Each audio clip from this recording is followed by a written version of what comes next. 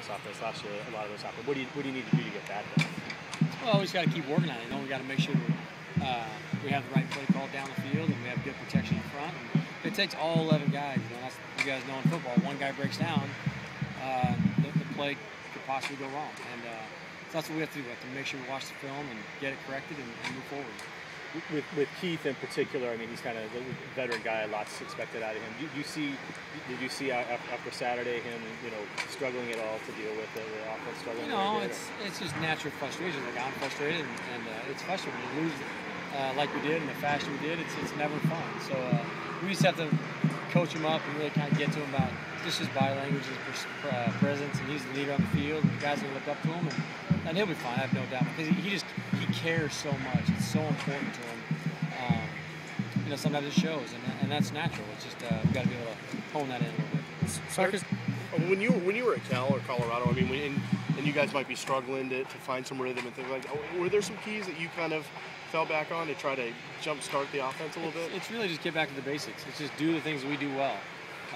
What things that Keith does well, things that the receivers do well, because that's what's going to happen. We get guys that know what they're doing and get the right spots. So we went back and we watched the film early in the year, fall camp, even last season a little bit, and said, hey, let's get back into a rhythm. What we do well, and let's go do it well this weekend. Just in terms of the running back core, I mean, are you starting to find some consistency? Are you starting to find some things with each one of those backs that can give you a little something when you need it? Yeah, and each individual guy is different.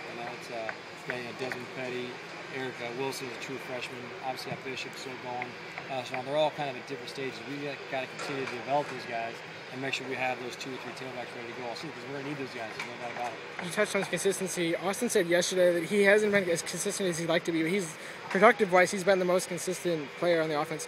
What have you seen out of him so far this season? It's the biggest thing I've seen is he's been great at practice. His energy level is good. He's always bouncing around. He's got a good look in his step.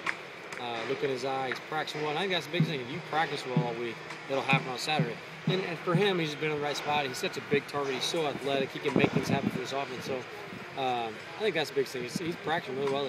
He's good.